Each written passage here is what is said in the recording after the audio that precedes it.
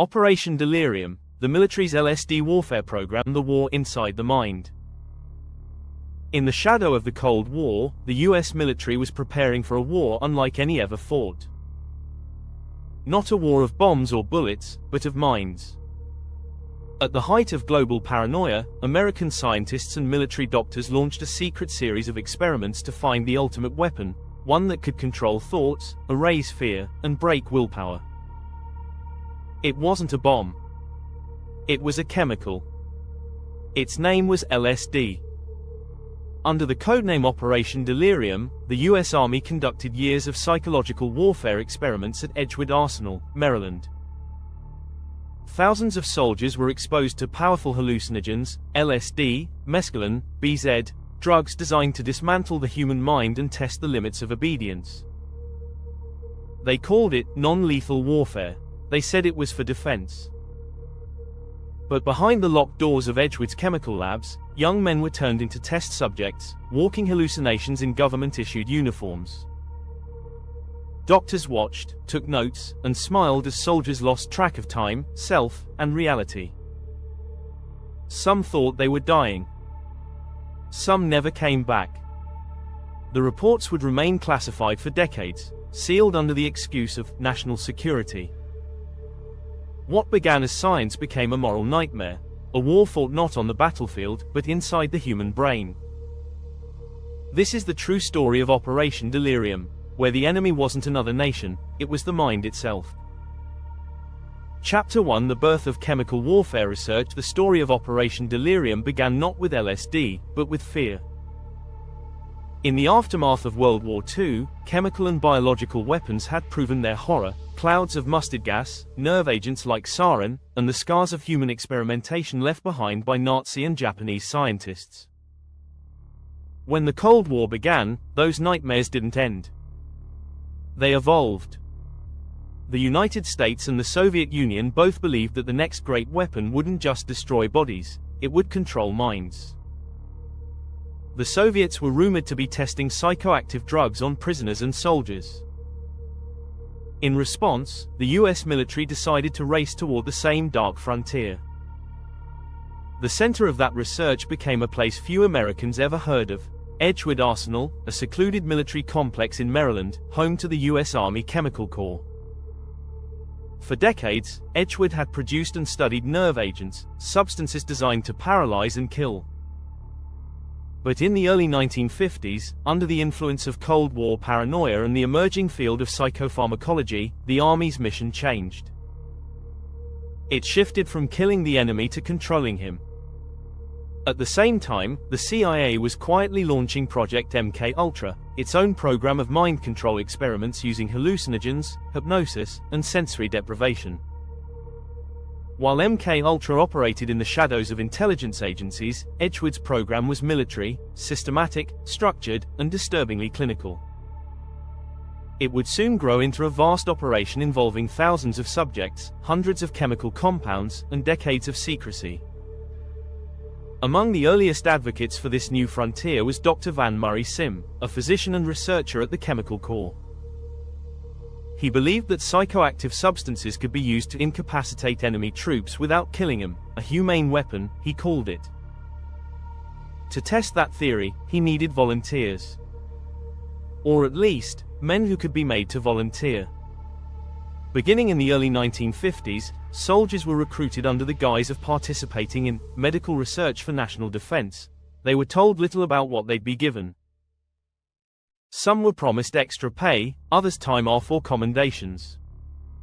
Few understood they were about to become test subjects in experiments involving drugs more powerful than anything science had ever known. The chemicals came from laboratories across the United States. Compounds synthesized by pharmaceutical companies, captured from foreign research, or developed in secret military contracts. LSD, discovered only a decade earlier by Swiss chemist Albert Hofmann, was considered the most promising. A single drop could dissolve the boundaries between perception and reality. If it could be controlled, it might rewrite the mind. At Edgewood, the early experiments began cautiously. Low doses. Observation rooms. Clipboards and calm doctors. But as the tests continued, the doses grew stronger, and so did the chaos. Soldiers hallucinated for hours, some laughing uncontrollably, others screaming in terror. One man reportedly tried to climb a wall, believing he was escaping a battlefield. Another stared into the mirror for hours, unable to recognize his own reflection. To the scientists, these reactions weren't tragedy, they were data. Every fear, every breakdown, every delusion was recorded in precise medical detail. The goal was not to heal, but to understand how to break the mind and rebuild it. By the mid-1950s, the Chemical Corps had a growing catalogue of substances capable of producing paralysis, delirium, or complete dissociation. They called them incapacitating agents, weapons that could neutralize an army without firing a shot. To test them properly, the army needed more soldiers, more experiments, and more secrecy. From this need, Operation Delirium was born, a classified campaign to study psychological warfare through chemistry. It was a mission wrapped in patriotism, hidden under the name of science. But behind the locked doors of Edgewood Arsenal, the line between research and cruelty was about to disappear entirely. Chapter 2: Edgewood Arsenal and the Human Experiments. Deep inside the barbed wire perimeter of Edgewood Arsenal, the human mind became a battlefield.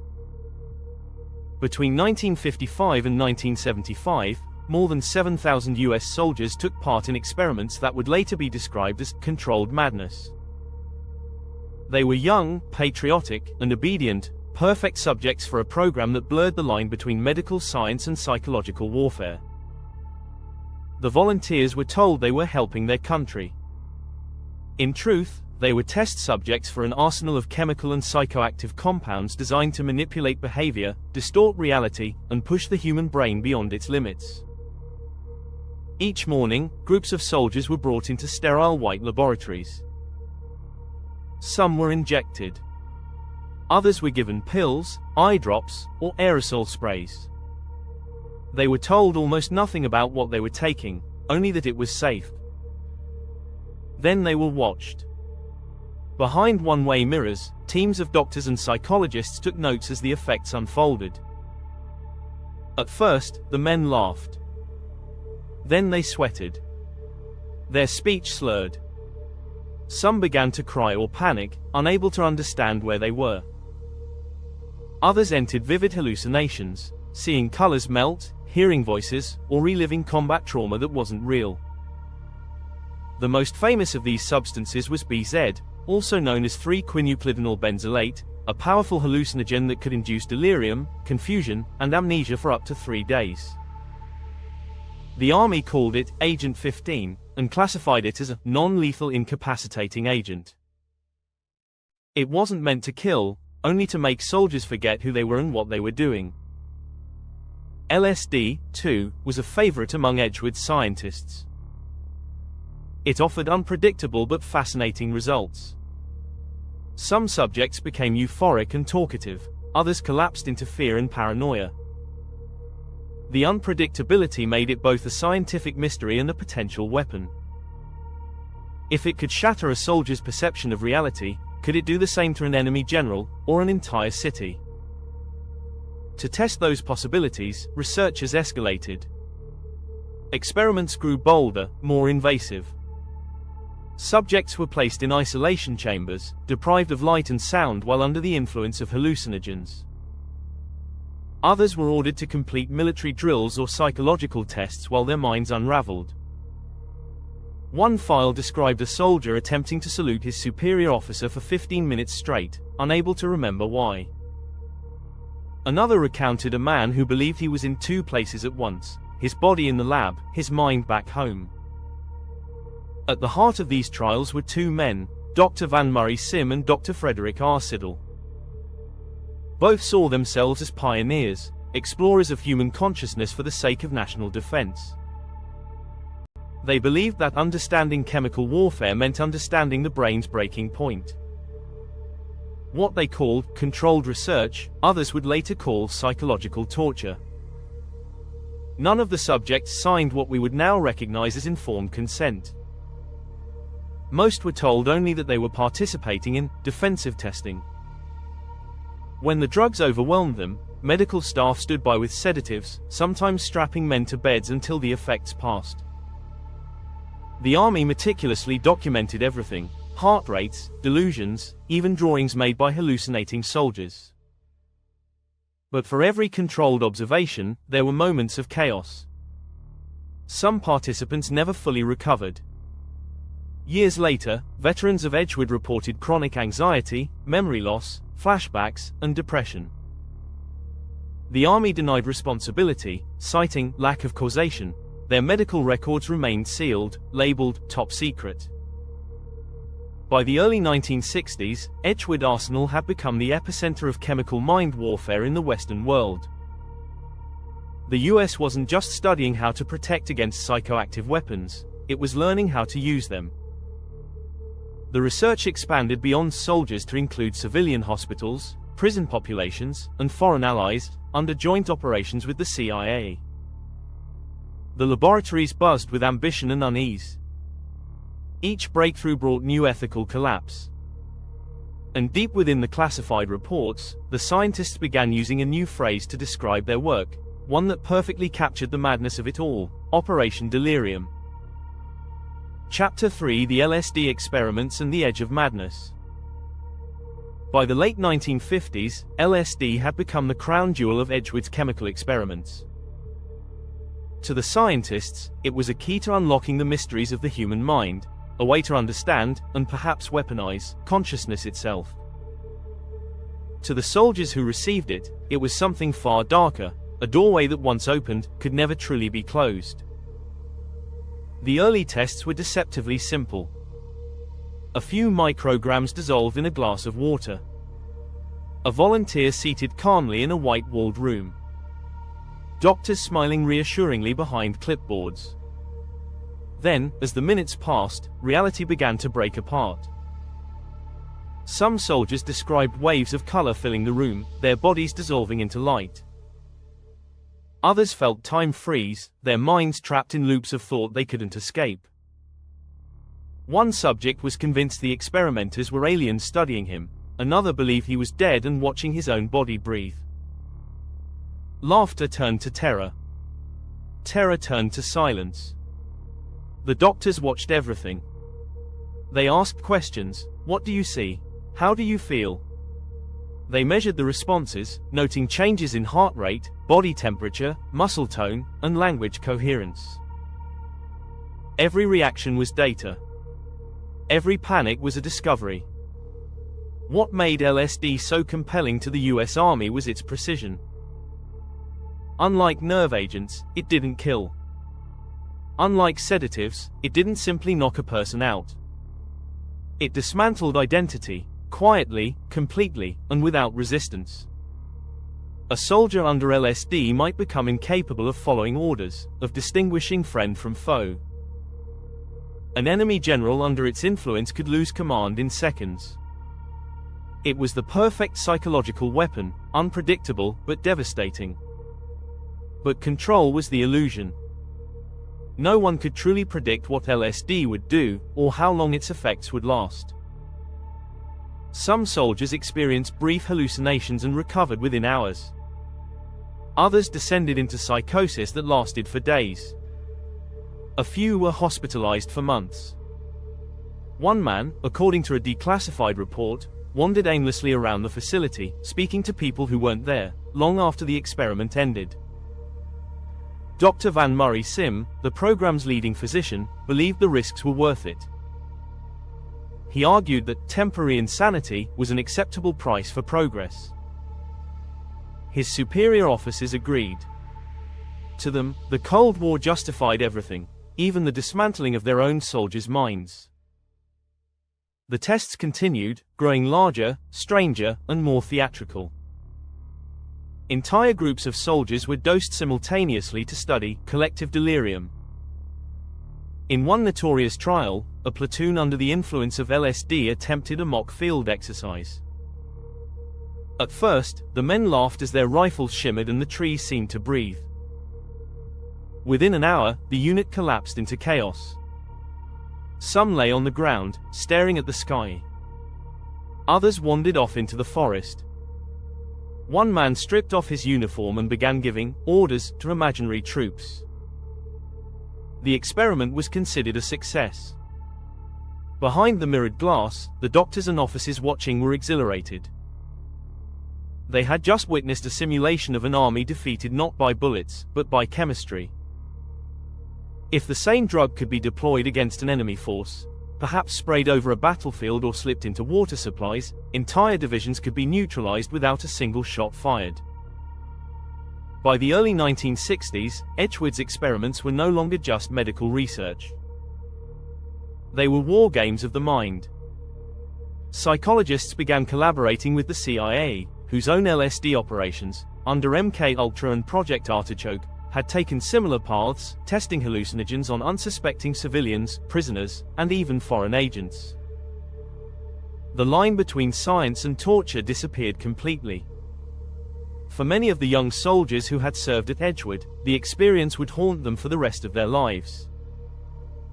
Nightmares. Flashbacks. Paranoia. Some spoke of feeling disconnected from reality for decades after leaving the army.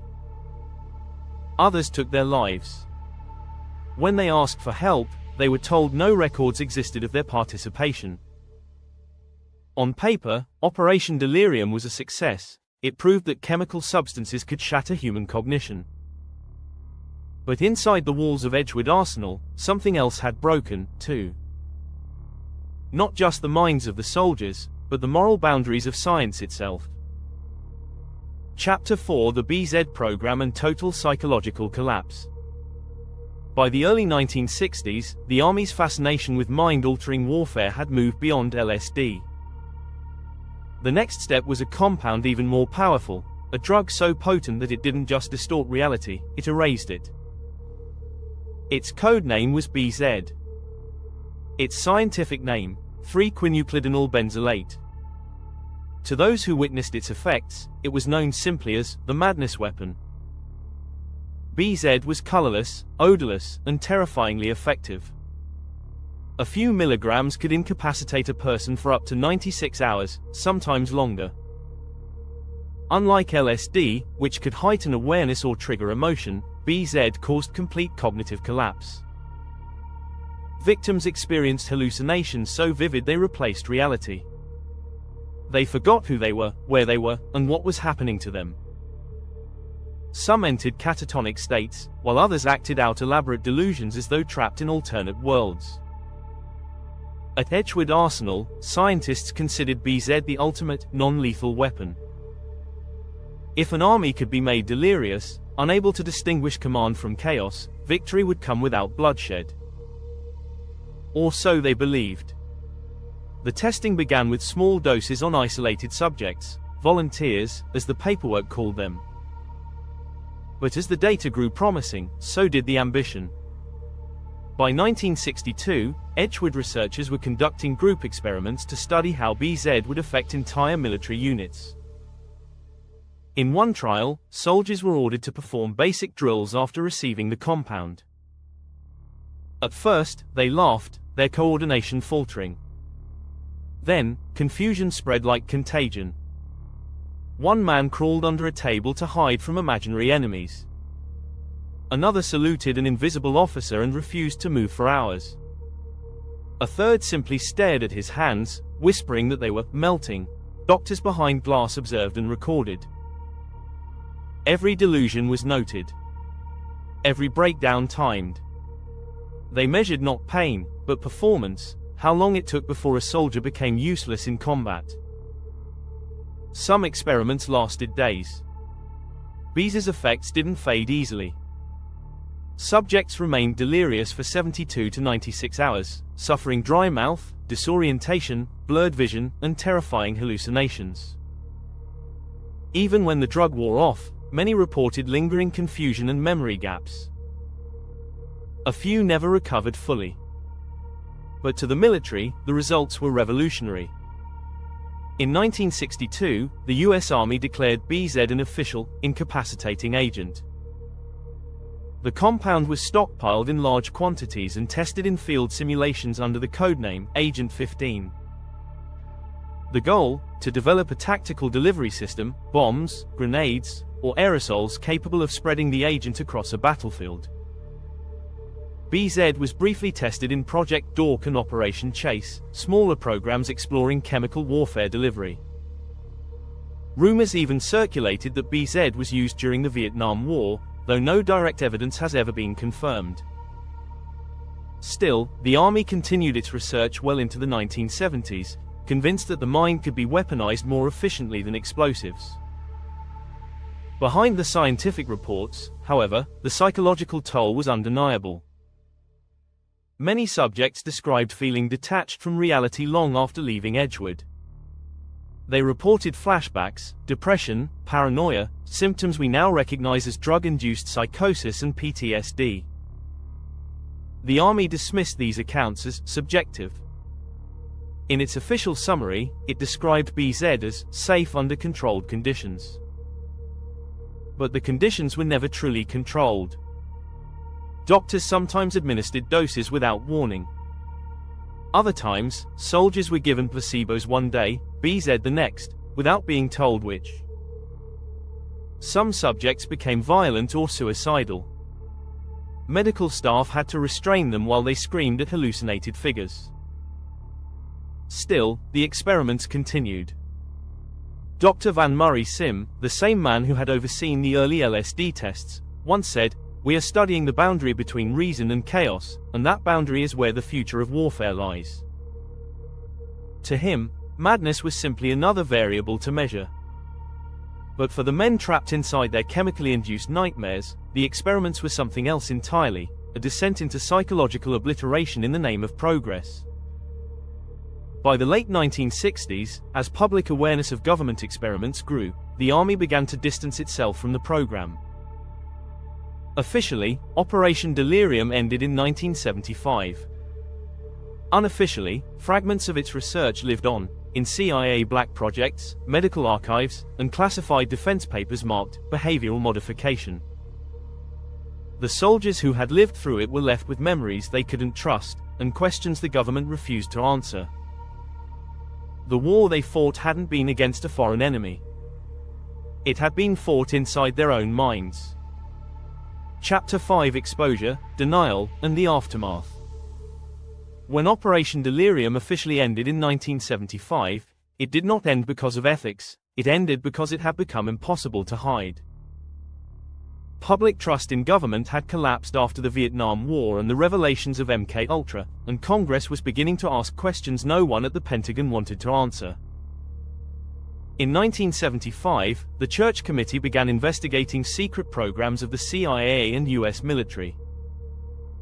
Among the documents unearthed were fragments of reports from Edgewood Arsenal, references to incapacitating agents, behavioral modification, and voluntary human testing. The descriptions were vague but chilling. For the first time, the public caught a glimpse of what had been happening behind those locked laboratory doors. The US Army responded with denial. Officials insisted that all subjects had volunteered and that no one had been harmed. They described the experiments as defensive research, meant to prepare American troops in case the Soviets used similar weapons. But the files told a different story. Declassified documents revealed that many soldiers had been misled, their consent obtained under false pretenses. They were told they'd be testing protective gear or studying fatigue. Only later, sometimes years later, did they learn they had been dosed with powerful hallucinogens, LSD, mescaline, or BZ. One internal memo from 1958 described the program as a controlled exploration of the limits of human behavior under chemical stress.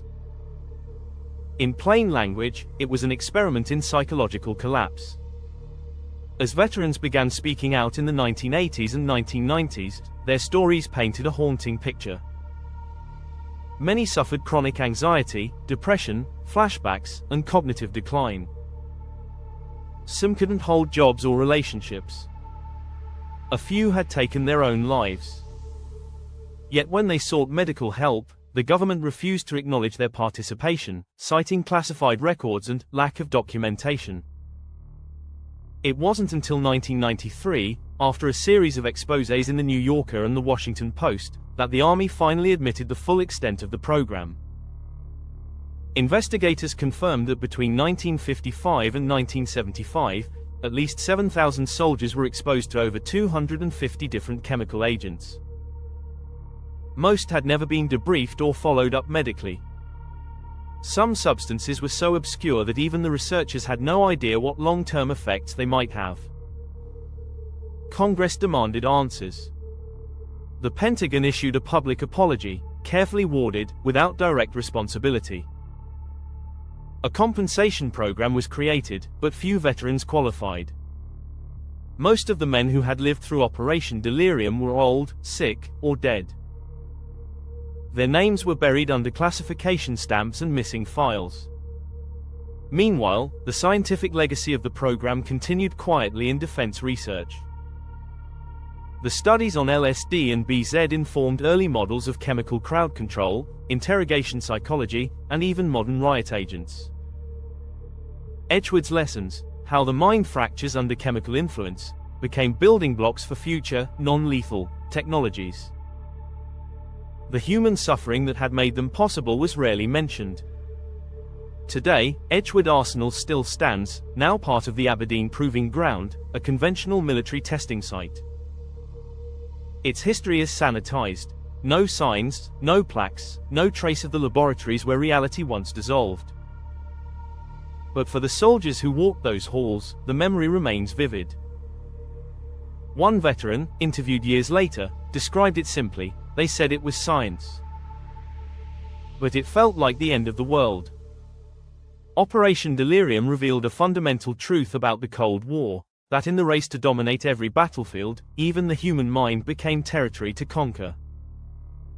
And long after the experiments stopped, the damage they caused continued to spread, invisible, unacknowledged, but never gone. The greatest weapon of the 20th century wasn't the bomb, the missile, or the spy satellite. It was the belief that knowledge itself could justify anything. The mind became the battlefield. For decades, the soldiers who lived through Operation Delirium carried a secret even they didn't understand.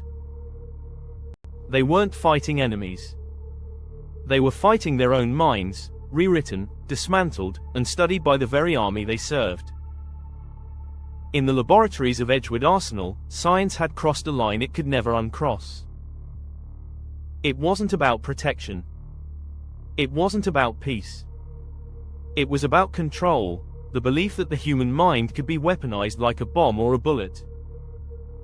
The Cold War made monsters of reason. Doctors became soldiers. Soldiers became experiments. And truth became classified. Some of the men who volunteered never came back the same. Others never came back at all. Their memories, their thoughts, their sense of self, all became casualties of an invisible war fought in the name of national security. Today, the files of Operation Delirium are open. The documents are real. The names are real. The pain is real.